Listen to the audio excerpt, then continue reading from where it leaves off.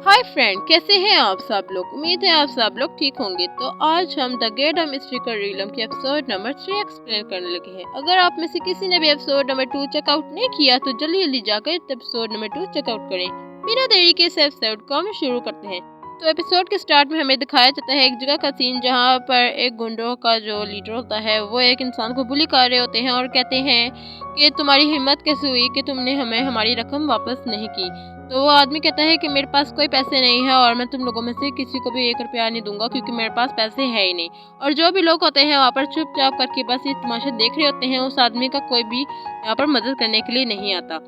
और वो जो उन चोरों का लीडर होता है वो अपनी स्वॉर्ड उठाता है और अपने हाथ दूसरे हाथ में एक बॉल उठाता है जिसमें मीट होता है। गरीब आदमी होता है उससे अपने पास बुलाता है और कहता है कि जल्दी जल्दी इस गोश्त को तुम खाना शुरू करो। वो आदमी कहता है ये तो बहुत गर्म है और कहता है मुझे पता है, इसे ठंडे होने से पहले पहले तुम जल्दी इसे फिनिश करो। और वो आदमी बहुत डरा होता है और अपने स्वॉर्ड उसके गले में रख देता है और कहता है कि जल्दी से खाना शुरू करो। और देखते हैं कि ये गोश्त बहुत ज़्यादा ही गर्म है मगर वो मजबूरी के तौर पे इसे खाना शुरू कर देता है। वहाँ पर जितने भी लोग होते हैं उस गरीब पर देखकर हंसना शुरू कर देते हैं। और वो एल्डर खड़ा होता है और कहता है कौन है यहाँ पर। और जब देखता है कि उसके सामने तो फैंक होता है जो कि ब्लैक फॉक्स सिटी का ऑनर होता है। अपने साथियों के साथ आता है और कहता है कि आज हम तुम सब लोगों को यहाँ पर मार देंगे। और जो उन चोरों का लीडर होता है कहता है कि इन पर हमला करो, इनमें से कोई भी यहाँ से बच के न जा पाए। जो गोल्डन ड्रैगन के जो लीडर होता है मतलब कि इन चोरों का सरदार, वो उस आदमी पर पूरा ही अपना प्रेशराइज करता है और उसे गिरा देता है। और जब नीचे गिरता है तो देखता है उस छत पे एक आदमी खड़ा होता है और उस आदमी को कहता है कि तुम आकर हमारी यहाँ पर मदद करो। और जैसे ही वो आदमी यहाँ पर जमीन पर आता है तो वो अपने हाथ में बहुत ज़्यादा पावर को एक्टिवेट कर लेता है और एकदम से मुक्का उस चोर की पेट पे मारता है। और फिर हमें दिखाया जाता है कि वहाँ पर बहुत ज़्यादा ब्लास्ट हो जाता है और वो चोर आके वहाँ पर गिरता है और बहुत ज़्यादा इंजर्ड हो जाता है। वहाँ पर बहुत बुरा सा ब्लास्ट हमें दिखाया जाता है और सीन शिफ्ट होकर हमें उसी जगह का दिखाया जाता है जहाँ पर वो दोनों आदमी खड़े होते हैं और कह रहे होते हैं ब्लैक फॉक्स सिटी तेजी से फैल रही है, हमें काबिल आदमी की ज़रूरत है। कोई ज़रूरत नहीं, जैसे कि तुम जानते हो मैं से अपने मार्शल आर्ट पर ही ध्यान देता हूँ। इन चंद बार तुम्हारी मदद सिर्फ जड़ी बूटियों और गोलियों के साथ पैसे कमाने की थी। मैंने तुमको एक शख्स को ढूंढने के लिए कहा था, अभी तक नहीं मिला। मैंने उसकी तस्वीर तैयार करवा ली है। क्या तुम देख के मुझे बता सकते हो कि ये वही आदमी है। वो देखता है और कहता है कि हाँ ये ही वही आदमी है। और वो जाता है उसे शुक्रिया करके, कहता है कि मेरे दोस्त बेफिक्र हो जाओ, मैंने इसकी तस्वीरें हर तरफ लगवा दी। वो आदमी वापस आता है और कहता है हाँ मेरे पास एक और तुम्हारे लिए काम है। वो अपना एक पेपर निकालता है और उसमें बताता है कि मुझे ये सूट तुम्हारे हाथों से ही बनवानी है। और वो इसके लिए एग्री हो जाता है और वो लड़का वहाँ पर उसे पैसे दे के चला जाता है। वो लड़का जंप करके जमीन पे आता है और एक दीवार के पास जाके छुप जाता है। ये लड़का कोई और नहीं, हमारे इस स्टोरी का मेन हीरो शिमू होता है जो कि बहुत ज्यादा इंजर्ड दिखाई दे रहा होता है। और ये शिप पे हमें एक तो जगह पे दिखाया जाता है, हमें दिखाया जाता है कि शिमू यहाँ पर अपनी शॉट प्रैक्टिस कर रहा होता है और यहाँ पर वो बहुत ज़बरदस्त शॉट चला रहा होता है। वहाँ पर जितने भी लोग होते हैं वो शिमू के आसपास आके उसकी तारीफों के पुल बाना शुरू कर देते हैं। कहते हैं कि तुम तो बहुत ही ज़्यादा टैलेंटेड आदमी हो और उम्मीद है कि तुम फ्यूचर में हमारे सबको बहुत ज़्यादा नाम कमाओगे। और शिमू इस सबको देख के सुन के बहुत ज़्यादा खुश हो जाता है। और वहाँ पर उन लोगों के मास्टर आ जाते हैं।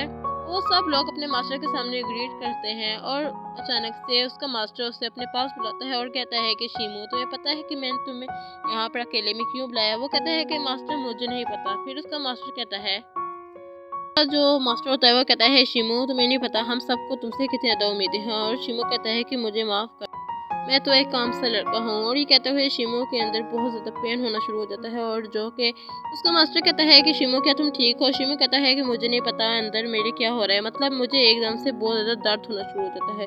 और जो उसका मास्टर होता है और उसे एक पेपर देता है और उस पर काफ़ी ज़्यादा चीज़ें लिखी होती हैं। और उसका मास्टर हंसते हुए कहता है कि तुम्हें जो जितनी भी तुम्हारे अंदर तकलीफ़ें हैं उस पावर को तुम्हें काबू में लाना होगा, वरना कि फ्यूचर में तुम्हारे लिए ही साइड इफ़ेक्ट शामिल हो जाएंगे। वो कहता है ये लो मास्टर हाल का खुफिया फ़न जो सिर्फ हाइव मास्टर के ज़ाती शागिर्द को दिया जाता है।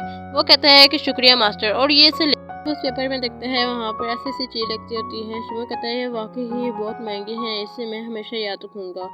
उसका मास्टर कहता है अगर तुम इस सेक्ट में जाना चाहते हो तो तुम्हारे पास 3 ऐसी जड़ी बूटियाँ होनी चाहिए जिससे तुम नहा के अपना इलाज कर सकते हो। और वहाँ पर वो अपने मास्टर को शुक्रिया अदा करके वहाँ से चला जाता है। और हमें दिखाया जाता है कि वहाँ पर बहुत सी प्यारी सी लड़की आती है और शिमो के पास जाके बैठ जाती है। कहती है कि तुम फिर पैसों के बारे में सोच रही हो। वो कहता है कि नहीं, मैं पैसों के बारे में नहीं सोच रहा। वो लड़की कहती है हाँ भाई, मैं तुम्हारी बहन हूँ और मुझे पता है तुम काफ़ी ज़्यादा परेशान हो और तुम अपना मुझे मसला क्यों नहीं बताते। और वो अपने पोटली एक निकाल के शिमो के हाथ में दे देती है और कहती है कि अगर तुम्हें और ज़रूरत पड़े तो तुम मुझसे बता सकते हो बिना झिझके। मगर वो शिमो कहता है मैं तुमसे पैसे नहीं ले सकता। फिर वो लड़की कहती है कि बेफिक्र हो जाओ, मैं तुमसे बाद में उधार ले लूँगी। और वो कहती है कि मुझे ये बताओ कि जब मैं छोटी होती थी तब तुम मेरी मदद क्यों करते थे, और जब मैं रोती थी तो उस वक्त तुम मुझे चुप क्यों कराते थे। और शिमो ये सब कुछ सोच के हंसना शुरू कर देता है कि वो अपनी बहन से कितना ज़्यादा प्यार करता है। उसकी बहन कहती है इसे कर्जा समझ के समझ लो, मैं वापस तुमसे ले लूँगी। और जैसे ही वो नीचे आती है और एकदम से शिमो की उसी तरीके से तबीयत खराब होना शुरू हो जाती है और उसके हाथ में बहुत ज़्यादा पेन होता है और वो छत से नीचे गिर जाता है। और शिमो की जो बहन होती है उसके पास आकर कहती है कि शिमो तुम्हें क्या हुआ है, तुम होश में आओ। और जब देखती है शिमो तो बेहोश हो गया है।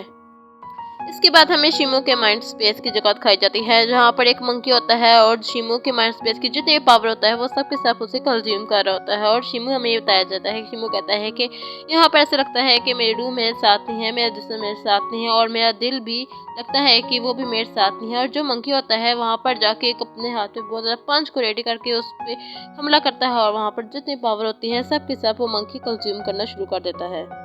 और एकदम से ये सब कुछ देख के शिमो होश में आ जाता है और वो लड़की जो शिमो की बहन होती है वो अपनी माँ को आवाज़ देती है, कहती है कि माँ देखिए भाई होश में आ गए। जब उसकी माँ उसके सामने आती है और कहती है कि तुम अब कैसे महसूस कर रहे हो, वो कहता है कि अब मैं काफ़ी अच्छा महसूस कर रहा हूँ।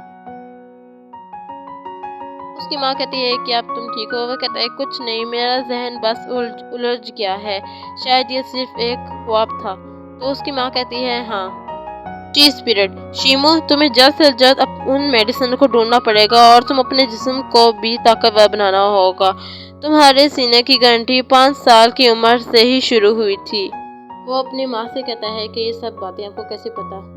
वो उसकी माँ कहती है कि बेटा बस मुझे ऐसे ही सारी बातें याद आ गई। और ये कहता है कि मुझे लगता है कि ये सब बातें मेरे फादर ने आपको बताई होंगी। मगर वो कहती है कि हाँ। फिर वो कहती है नहीं, जब तुम्हारे फादर इस खानदान में आए थे तो हमें पता चल गया था। और वो उससे कहती है कि शिमो तुम्हें जल्द से जल्द कल्टीवेशन करके तुम्हें अपने आप को रिकवर करना होगा। अगर तुम रिकवर नहीं हो पाएगे तो तुम बहुत ज़्यादा इंजर्ड हो जाओगे और शायद तुम्हारा कोई भी इलाज ना कर पाए। और उसकी माँ उससे कहती है कि तुम्हें अब आराम करने की ज़रूरत है, तुम आराम करो। और वो अपनी बेटी को भी लेके वहाँ से जाता है और शिमो ये सब कुछ सुन के हैरान हो जाता है। और सीन शिफ्ट होकर हमें एक और जगह पे दिखाया जाता है जो कि एक लड़का बहुत ज़्यादा इम्प्रेस होकर उन लोगों की बातें सुन रहा होता है और कहता है कि लगता है जो उसी का बाप है शिंग टैंग, वो अपने ही उसी चीज़ को हासिल करने के लिए उस चीज़ को अपनी ही मौत समझ के गले लगा लिया होगा। और इसी सीन के साथ गाइस हमारी आज की एपिसोड नंबर 3 फिनिश होती है। अगर आपको मेरी तरफ से भी एक्सप्लेनेशन अच्छी लगी है तो वीडियो को लाइक कर दें, चैनल को सब्सक्राइब कर दें। मिलते हैं नेक्स्ट न्यू वीडियो में, तब तक के लिए take yourself and bye bye.